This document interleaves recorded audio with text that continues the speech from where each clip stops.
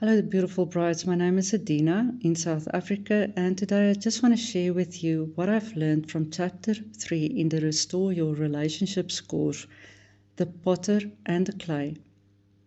When my journey started with my marriage falling apart, all I was able to focus on was what my former husband did, and that was also true for all my relationships that fell apart with friends, family, and at work. If we go through any trial that breaks us, we tend to put the blame on the person involved or the situation.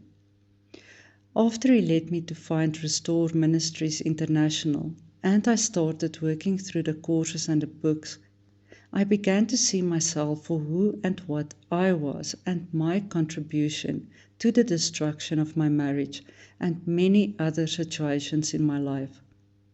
I was able to see how I acted in my workplace with my superiors, with my parents, family, and friends. I started to understand that the destruction of my marriage was what the Lord used to get my attention, and I had to be willing to get on the potter's wheel to allow my beloved to change me into a beautiful vessel ready to be used by Him. No, it is not easy if the Lord uses your marriage or a child to bring you to this place where you have to look at yourself. But if that is what our beloved chooses to change us, who are we to argue with Him? Through our trials and relationship crisis, we have our Lord, our beloved, who is with us and is there holding us and the other person in His hands. It is comforting to know that He cares just as much about the person who He is using to change us as He cares about us, so we can leave them in His loving hands to also work in them. What I have learned in this lesson that is very important is to be humble, to stop arguing with the person who is hurting you and blaming them for everything.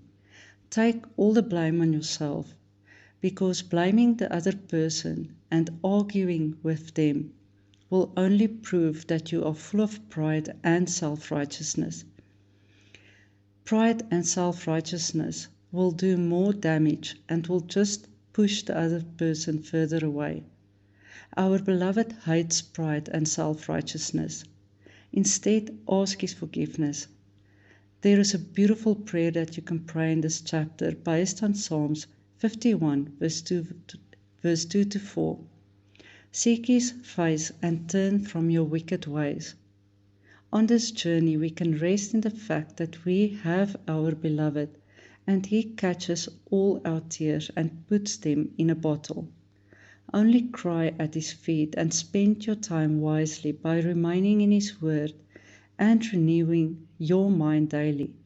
Do not look at what you see, but believe that He is working and the restoration you are seeking will manifest at His appointed time.